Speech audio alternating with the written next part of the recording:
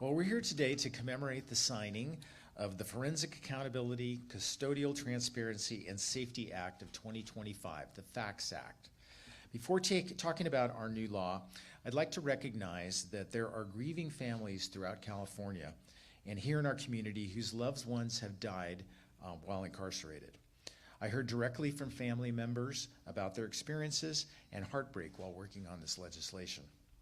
As we stand here today, we offer our respect and sympathy to all of those who have been impacted by in-custody deaths. I introduced the FACTS Act to make sure that an independent medical examination takes place every time a death occurs in a county jail or in a law enforcement custody. This requirement bolsters confidence in our justice system and provides all impacted parties with medically accurate information. Let's talk about the problem. If someone dies a preventable death in a county jail, the same official tasked with keeping them safe, the sheriff, can oversee the medical examination in their death. At a minimum, this arrangement erodes public confidence in the results of these important investigations. In some cases, this process allows sheriffs to put a thumb on the scale of decisions that should be exclusively made by physicians, altering the outcomes of investigations. California is one of only 3 states in the nation that allow elected sheriffs to simultaneously serve as coroners.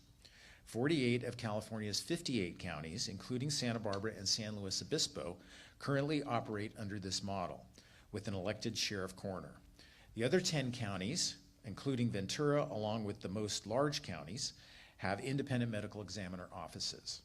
The 10 counties with medical examiner offices have long provided civilian, physician-led investigations of deaths that occur in custody, while the other 48 counties conduct sheriff-led medical examinations. This has created a 2-tier system of justice and transparency in the aftermath of jail deaths and others in custody deaths. AB 1108 requires all physicians contracted by the Board of Supervisors, not the sheriff. In addition to county jail deaths, those that present the most obvious conflict of interest, the law also covers deaths that occur in state prisons and in the course of someone being arrested, detained, or transported by law enforcement. To meet the current moment with the situation with ICE, the law also ensures that any medical investigations of deaths occurring as a result of federal immigration enforcement or detention are also conducted independently when a county has jurisdiction. Counties have until January 2027 to update their practices and policies, and I expect that many counties will begin this work right away. AB 1108 will promote trust and transparency, ensuring that medical doctors can independently determine the facts when someone dies in custody. This law will improve the process for all parties involved, ensuring fairness and justice. This morning, we'll hear from Laura Capps, Chair of the Board of Supervisors. Supervisor Capps is also joined by Supervisor Joan Hartman. Leah Villegas, our Assistant Chief Public Defender, who works daily to uphold due process in our justice system and protect the welfare of people on the margins. We'll also hear from Dale Kunkel, who served as foreperson of the 2024-2025 Civil Grand Jury, leading investigations into 3 deaths at the Santa Barbara County Jail and observing the inherent conflict of interest that exists when the sheriff oversees medical examinations. We'll also hear from Julissa Pena, Executive Director of the Immigrant Legal Defense Center, who is working to protect members of our community from dangerous arrests and from detention in inhumane conditions. I'll now turn the mic over to Supervisor Laura Capps. Thank you. Thank you, Assemblymember Hart, and to those gathered. As mentioned, I'm Laura Capps, Chair of the Board of Santa Barbara Board of Supervisors. And we are here today, Supervisor Hartman and myself, because the Board of Supervisors strongly supported this legislation and sent a letter to the governor urging him to sign this piece of legislation in support.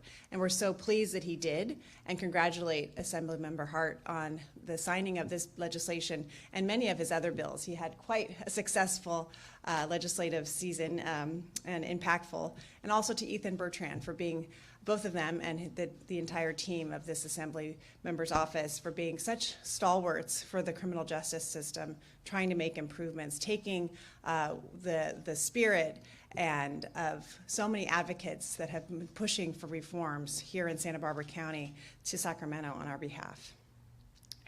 It's a solemn and tragic day when we receive news of a death in custody. I know that everyone feels it. I know that those in our sheriff's department, those that work in our jails, feel that as well. Every death represents a life lost in a system that must do better. I also know that when a tragedy happens, we have to take lessons from that. We have to learn how to do better.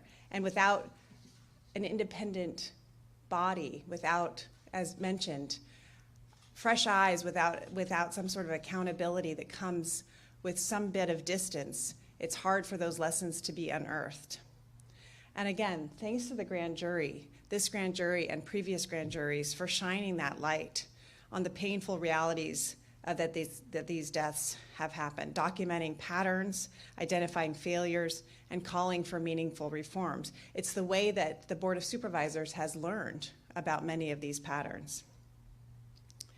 And the same goes, that thanks goes to community advocates like CLUE, like League of Women Voters, Families Act, and so many more for your compassion, persistence, and partnership in pushing for transparency and dignity for people in our criminal justice system. You are unwavering, you're respectful, you show up. I mean, I cannot tell you, of all the advocacy groups in our county, I just have profound respect for you. I mean, there's so many that I have respect for, but you just continue to push and to educate and to move us along in the right direction towards progress. And this day very much represents that progress. As Assemblymember Hart indicated, across California we've seen troubling inconsistencies when these deaths happen, and this act will help fix that. And I just want to say, we have to always be searching, as those of us who hold these positions of leadership. Trust in government is something that needs to be upheld continually. There needs to be accountability. You can't take these things for granted. We always need to be searching for ways within our system to ensure that our systems don't somehow, maybe not necessarily with bad intentions, but don't become, in a way, self-fulfilling, but they continue to have a way that the public, because it is for the people, right? That is what we are. We are, when we give those pledges to the Constitution, when we take our oath of office, it is for the people. And so this act restores a very, very important piece of that for the people, that this level of accountability will be restored by providing that independent accountability of something so sacred as life. Thank you. I'm happy to introduce Supervisor Joan Hartman. Again, the Board of Supervisors is strongly supportive of this legislation. Thank you, Chair Capps. Thank you, everyone, for being here. As alluded to, when there's a death in the jail, that sends ripples not only through the families of the person who's died, but through the entire county apparatus. It's a failure, and the county has invested heavily in trying to improve conditions in the jail, both with our healthcare provider and with county health oversight, with investing heavily in new custody deputies. But there's an inherent conflict when you have law enforcement that is responsible also investigating the death itself. And how do you resolve that conflict? It's very expensive for a county our size to have an independent coroner. And even if we wanted to do that, it would have to be in the next election, because our current sheriff was elected as the sheriff and the coroner.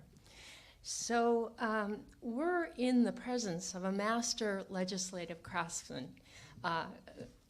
Assemblyman Hart, I think he's one of the few, if not only, assembly members who's had experience both as a county supervisor and on city council. And he knows the big picture, but he knows how to get in there with a lever and change the balance of things.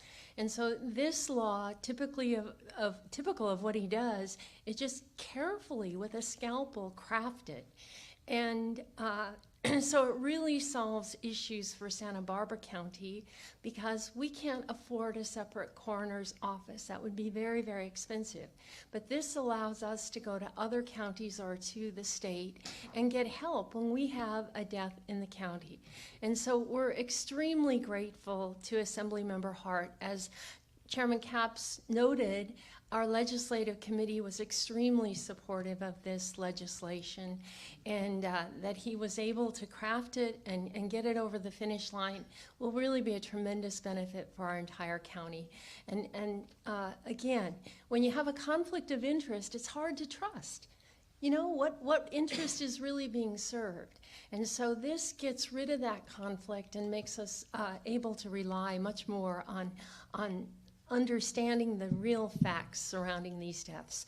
And again, just want to thank the grand jury and the advocates, because they really keep the pressure on, and they really validate that this is a legitimate issue that hasn't been adequately resolved. And so their work really matters here. So thank you. Thank you for those nice comments, both of you. That was appreciated. Next, we have Leah Villegas, who's our Assistant Public Defender, who works daily to uphold all of the values that we hold so dear in our county, on looking out for the unrepresented with vigor and enthusiasm and great skill. Thank you for that. Good morning. My name's Leah Villegas, and I'm the Assistant Public Defender for Santa Barbara County. I want to start off by thanking Assemblymember Hart for your leadership in authoring and advancing the FACTS Act. The work of your team reflects your true commitment to justice and public trust in our communities. And I want to also thank you all for allowing me to come here and reflect on this legislation and what it means for our communities. When someone dies in jail or in the custody of law enforcement, their families deserve the truth. Grieving families deserve to know what happened to their loved ones, and they deserve to hear it from someone who is not part of the very same system that failed them. In many California counties, including our own, the Sheriff's Office has investigated deaths that have occurred inside its jail. This structure creates an inherent conflict of interest. Even when an investigation is done with integrity, a heartbroken family remains uncertain as to the veracity of the results of that investigation.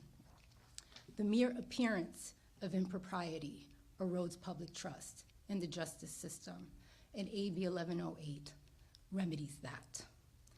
With this legislation, when someone dies in government custody, an independent medical examiner outside the sheriff's chain of command will come in and determine how and why that person died. The cause and manner of death will be determined by experts bound by the facts and not by a penal institution. No family should have to worry that the same agency potentially responsible for a person's death is also controlling the investigation. This law gives families a chance at objective answers, and it gives our community confidence that every life in custody is valued and that every loss will be dignified by an objective examination of the facts leading up to that tragedy. As public defenders, we see the humans behind the headlines. Many of our clients struggle with mental illness, substance use disorders, challenges associated with poverty. And through our early representation program, our advocacy begins within 48 hours of booking. And a lot of that is directly focused on providing the medical and mental health care that our clients need to avoid a crisis. But sometimes we're not made aware of our clients' needs until it's too late. And those moments stay with us. And it's those moments that push us towards advocating for safer jail conditions and stronger oversight.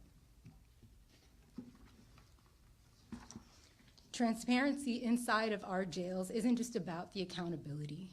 It's about safety. It's about preventing future harm. With the implementation of the FACTS Act, public defenders can advocate more effectively for our clients. Families can get the answers that they deserve, and the community can hold its institutions accountable. When we know where the problems are, we can fix them. Our office will continue to stand and fight for the dignity of every person in custody in Santa Barbara County. We will stand with the families who have lost loved ones.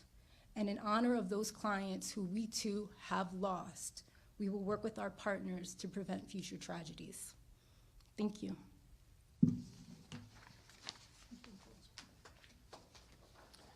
Thank you, Leah, and also thank Tracy McCouga, to our public defender here, who does a fabulous job assembling a great team of public defenders like Leah. Next, I want to introduce Dale Kunkel, who served as a volunteer in our community as the foreperson of the Santa Barbara County Civil Grand Jury that really highlighted this issue and brought it to our attention, and we're really grateful for the work that he and his fellow members of the grand jury did to highlight this important issue.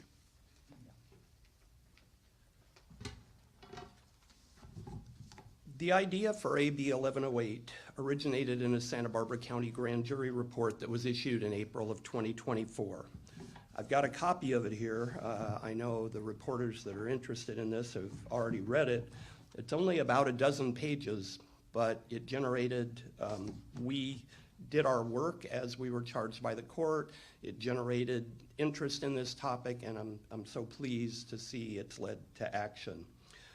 That report concluded that a conflict of interest occurs when the Santa Barbara County Sheriff investigates a death in custody that occurred in the jails that they supervise. And the report recommended that the investigations and the autopsies should be done independently. In other words, just to have an independent agency, have an independent medical examiner, and so forth, for all the reasons that other speakers have mentioned. The year that report was issued, more than half of all the grand jury investigations had their recommendations adopted by the agencies that were investigated. This recommendation was not accepted. Initially, that outcome seemed to be a disappointment, but with this legislation, Assemblymember Hart has transformed this situation into a win, not only for Santa Barbara County, but for the entire state. This conflict of interest concern doesn't apply only to Santa Barbara County, but rather to all counties that have a combined sheriff-coroner. When an inmate dies in custody, the public deserves an independent assessment of how and why that occurred. Combining the role of sheriff and coroner is an artifact of an era when trust in government was high. For better or worse, that era is now long gone. The public now demands and deserves greater transparency and accountability from its government officials. We believe AB 1108 will help to strengthen public confidence in government and assure that proper procedures are followed in the jails, and this will now occur statewide. So I congratulate Assemblymember Hart for his leadership in achieving this new policy originally recommended by the previous Santa Barbara County Grand Jury. Thank you.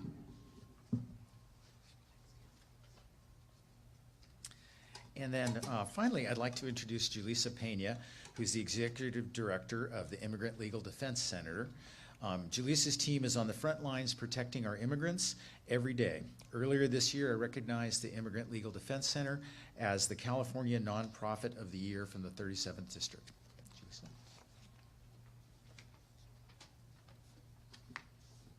Good morning. My name is Julissa Pena, Executive Director of the Immigrant Legal Defense Center. And first, I want to extend my deepest gratitude to Assemblymember Gregg Hart and his team for their courage and leadership in authoring and championing the FACTS Act. At the Immigrant Legal Defense Center, we stand beside some of the most vulnerable members of our community, people who came here seeking safety and hope, asylum seekers, unaccompanied immigrant children, and community members who have resided in the Central Coast region for decades, torn from their families and confined in detention centers. Every day, our legal team and mental health team bear witness to the human cost of this system. We hear stories of people suffering in facilities where medical neglect, psychological harm, and inhumane conditions are not the exception, they are the norm. The FACTS Act is not just a policy victory, it is a moral imperative. It ensures that when someone dies in immigration custody in California, there will be an independent medical investigation, one not controlled by the same agencies responsible for their detention and care. For far too long, the deaths of immigrants in federal custody have been quietly dismissed, classified as natural causes, or families are left in the dark, denied answers, denied closure, and most importantly, denied justice. The FACTS Act recognizes that transparency is the first step toward prevention. It is a promise that the lives of those who die in immigration custody will not be forgotten, and that their deaths will not be in vain. At ILDC, our mission is to ensure equal access to justice and due process for all immigrants facing removal proceedings. We fight every day to uphold the principles of fairness and dignity that this nation was built on. The FACTS Act strengthens that mission. It expands pursuit of justice beyond the courtroom, ensuring that every person in custody, even in death, is treated with the respect and care they deserved in life. We are proud to stand alongside Assemblymember Gregg Hart and his team and the many organizations, advocates, and families who turned compassion into action and made this victory possible. With the FACTS Now law, California has taken a bold and historic step toward truth and accountability. Thank you.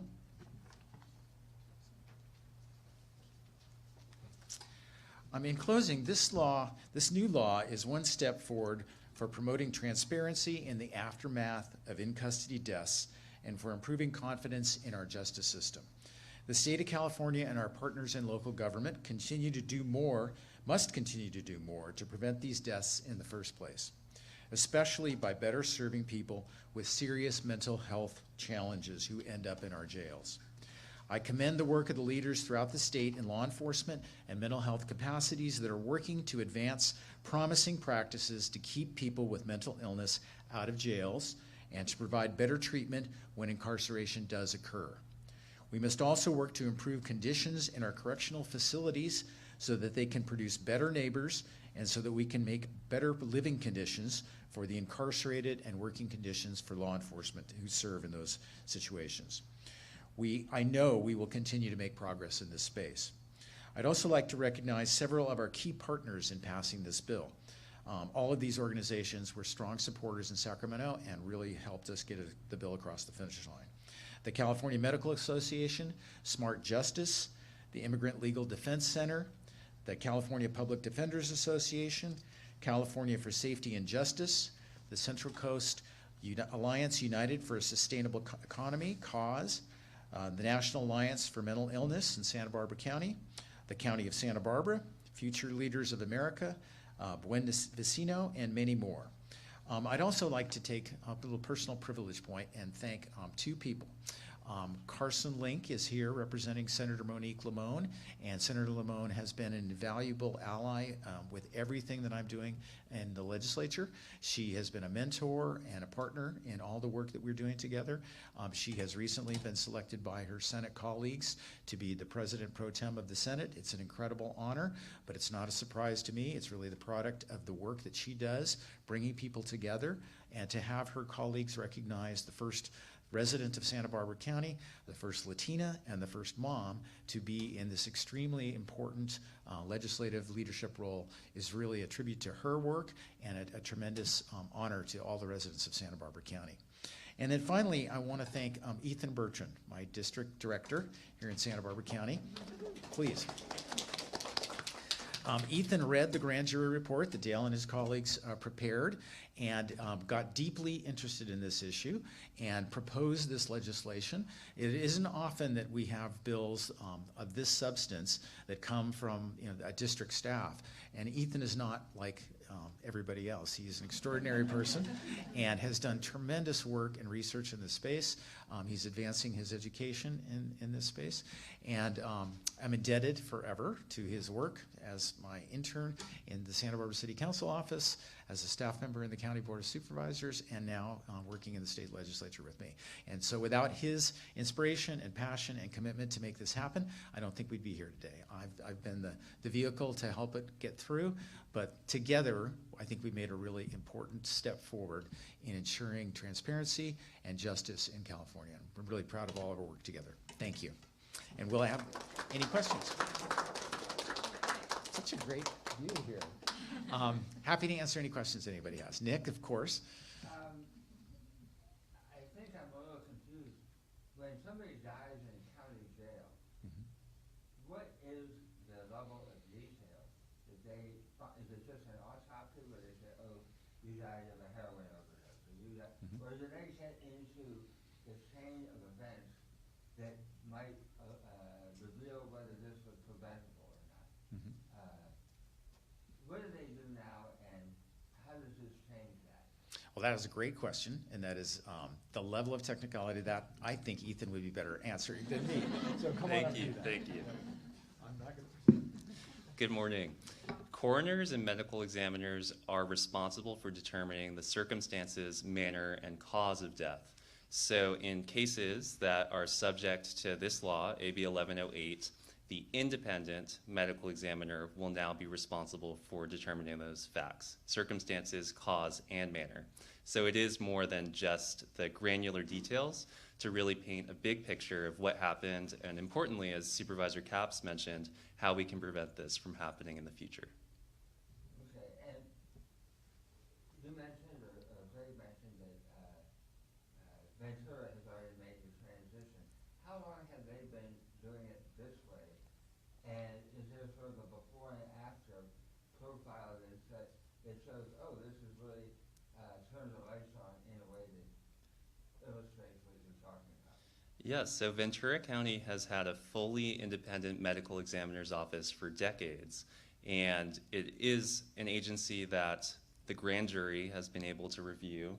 I know Dale and his colleagues are familiar with their operations, and Dale's colleagues have actually informed us that in their assessment, what is happening in Ventura County is a much, much tighter process and one that provides greater independence.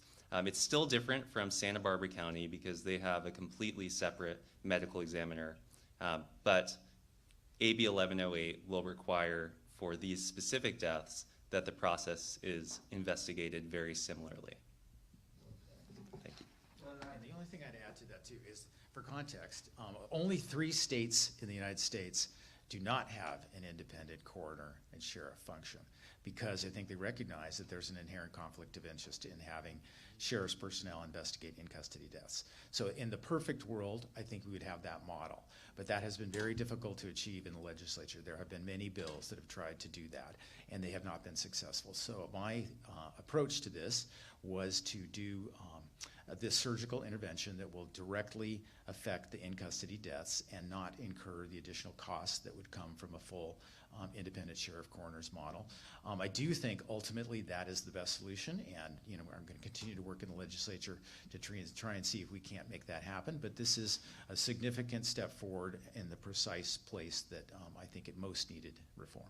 So in Santa Barbara, how would that play out? Who would the jail go to? Let's say somebody died. Who do they go to? They go to the county hospital, they call up Ventura, they come on up. Where do they go? Well, the first step is for the County Board of Supervisors to develop the local response to the solution to this problem. Then that is, they can contract with Ventura County, for example, where they have an independent medical examiner. They can also hire an independent medical examiner that'll be available for these cases specifically, that would be hired by the Board of Supervisors. So there's a number of options that counties have, and we provided that flexibility in the legislation in order to accommodate all the diverse counties that we're looking at. And I think it's a very manageable solution. It's very affordable. It's precise, and I think it'll be highly effective. You know, when this was first proposed, I have a recollection of Bill Brown saying something along the lines of this is a solution in search of a problem. A couple of questions. One, is that not an appropriate response? And B, what communications did you have with him as this thing went through the legislative process? Did he ever say, well, Ray, let me tell you why you got this wrong, and this is going to fix it? Or was there any communication? The California Sheriff's Association testified in opposition to the bill at every hearing along the process. I respectfully disagree with their characterization of the situation. There are literally hundreds of deaths in California of individuals who are incarcerated, and as Leah and others described, the tragic feelings of the family members of people who have died in custody and the uncertainty that surrounds that was also front and center at every one of the hearings that we had on this bill. We had family members whose loved ones died in custody who did not feel as though the investigations were adequate and answered sufficiently the questions about their loved ones' circumstances, and inherently came away from the situation feeling as though the lack of transparency and the lack of independence was fundamentally incompatible with them having a sense of justice in their loved one's death. And so I chose to pursue that path. Question. Mm-hmm. Moving forward, if someone, were to figure out a trend where, the jail is responsible for these deaths or the conditions led to these deaths, what actions would be taken? Because this just addresses figuring out who's accountable, but then from there, what happens? That's a great question, and it highlights the complexity of California law in regards to the authority of sheriffs and the operations of jails. And I think there's additional reforms that we need to do to make sure that the accountability for that process is appropriately distributed amongst the elected officials that we elect at the Board of Supervisors level, as well as the sheriff. And I think it's very difficult to pass legislation in this space in Sacramento. There's a lot of different interests, and there's a lot of different counties at various sizes. But we're going to continue to look at those issues and see if we can't find ways to surgically, thank you, John, provide solutions that work. Do you think that this will lead to prison reform, the way things are operated within a prison? There's been tremendous change in California in regard to incarceration, particularly at the state level. The number of people that have been incarcerated has dropped dramatically in the last 10 years, and I think that's a reflection of changed sentencing laws. And there's also an increasing awareness about the conditions in our prisons that need to be reformed and enhanced. I did a tour of Norway a couple of years ago to see their prison system, and the ethic that guides all their work is that they know that everybody in their prison system is ultimately going to get out and be back in the community, and their mission from day one is to make that person a better neighbor, and that the correctional officers that work in California prisons need to evolve their approach to that mission the same way. And we're working with the Department of Corrections in California to try and make those reforms. Governor Newsom has spoken eloquently about that, and it is a very difficult task. It requires a lot of resources. Here at the County of Santa Barbara, there's a big effort now to expand the jail to provide a more modern facility. The facilities that are in existence in South County are abominable and need to be closed, and I know the board has stepped up to that, but it's very, very expensive. And the best solution of all is to try and avoid having people incarcerated in the first place through diversion programs. We have many very innovative programs here in Santa Barbara County and throughout the state. And in my view, the best focus for ensuring public safety is to give people the tools that they need to be successful in life without being incarcerated. And then where does state law stand as it relates to immigrations and customs enforcement when it seems like federal law is taking precedence over California state law? How would that work? Well, in a federal system of government, federal law does trump state law. And we are trying desperately to find spaces where we can assert our authority. This is one of those instances. As this bill was working its way through the legislative process, and the cruelty and the aggressiveness of ICE and the issue of what would happen with the death in a detention facility here in California, who would investigate that, became an issue. We decided to amend the bill to specifically include investigations in ICE facilities that are operating in California to make sure that accountability that we expect from the local jurisdictions also applies to the federal jurisdictions. But finding places where California law can exist with a different interpretation of the law or a different federal law is one of the biggest challenges we're facing right now with the Trump administration. So if that happens in the future, who instigates an investigation, and what is the sheriff's office role in the immediate aftermath of that? The county of jurisdiction where that ICE facility is located has the authority to bring in an independent medical examiner to examine the death that occurs in an ICE facility as a result of this law.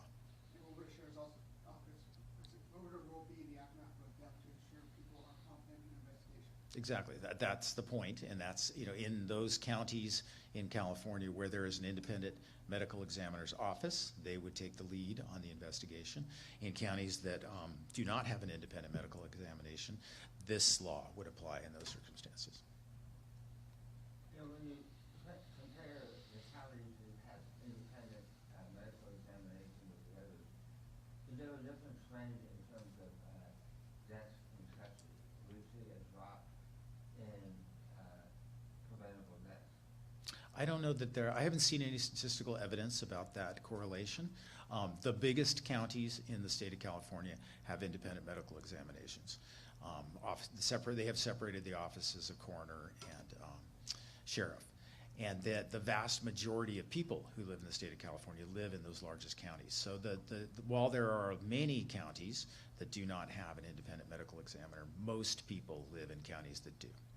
And is that a recent change where they now independent, or is that just something that is historic? It's a historic artifact, and I think the view was that it's been very difficult for smaller counties to afford the independent medical examiners. But I think that's an interesting question that probably should be looked at again, because the escalating costs of public safety, overtime expenses, salaries for public safety officers are enormously expensive, and the counties that do have independent coroners' offices don't report significantly more expensive operations. And so that's something that on a regular basis probably should be re-examined.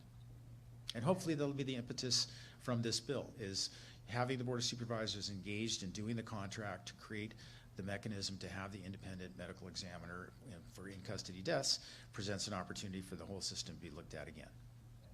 Can I ask Dale a question? When you look at the reports of the deaths that were provided by the sheriff, so you guys looked at what, 3 in-custody deaths. Did you get to read the actual reports that the sheriff did? There are multiple reports, some of which are available publicly and some of which are not. For example, the sheriff would, after an incident occurs with a death in custody, the sheriff would have an internal investigation to determine whether deputies involved followed rules and procedures, to determine whether any potentially adverse personnel actions were required. None of that is accessible to the public nor the grand jury. There's what's called an after-action medical report that's conducted by all of the public health and medical community personnel involved. The goal of that report is to improve medical service and treatment, and therefore courts typically protect that from being released to the public. The grand jury could have essentially sued to try to obtain that after-action death report from the medical personnel, but to accomplish that would have taken more than our term in office, if you appreciate the process. There is the medical examiner's report, which is technical and somewhat modest in length, and that information was provided to us along with a basic narrative of the incident report from the sheriff. There also is a new requirement that took effect during the past grand jury term, that reports on deaths in custody must be submitted to the Board of State and Community Corrections They have a new separate death in custody division. And our grand jury made significant efforts to obtain a copy of that report, but were unsuccessful. You couldn't get a copy of that report. Is the report done? The report was submitted.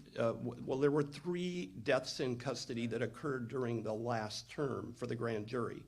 And at least 2 of them would have been required to do an after-death report to the Board of State and Community Corrections. And you tried to get that and you could not get it? That's correct. We never received a formal denial, Okay. but we were unable to obtain it. Okay.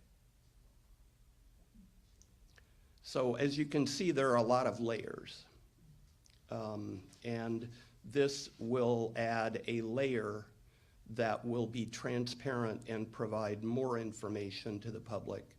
And it will also ensure that that layer is independent. Well, why will the public get more access if it's a medical examiner as opposed to what we have now, if all of these reports are currently off limits? It will be an independent perspective. So that's a fair point in your reaction to my comment. Yeah. Yeah, very good. And the independent medical examiner will be reporting directly to the Board of Supervisors rather than the sheriff. That's the difference, is that the Board of Supervisors are going to be in charge of that process and creating that contract and that accountability, taking it outside of the sheriff's process. Is there any sort of investigation going on with the conditions into the jails when a death does occur? Are there any investigations as to, you know, what's going on within the jails without this legislation? Actually, maybe Joan or Laura, do you have anything insight locally as to what occurs with deaths in custody, or Ethan, do you know? Yes, so following a death in custody, as Dale mentioned, there are several investigations. Those investigations include an administrative investigation into how the rules and regulations of a facility were followed or not. It includes the medical investigation, what our bill covers. It also can include a criminal investigation if it was suspected that a crime was involved. All of these investigations are conducted by different officials within the process. So the sheriff oversees some of the investigations. The district attorney could oversee some of the investigations. With our bill in place, an independent medical investigator will oversee the medical investigation. And one part too that we haven't mentioned yet is that when the circumstances, cause, and manner are determined by the independent medical doctor, the sheriff has to list those factors on the death certificate. The determination made by the independent medical examiner is binding.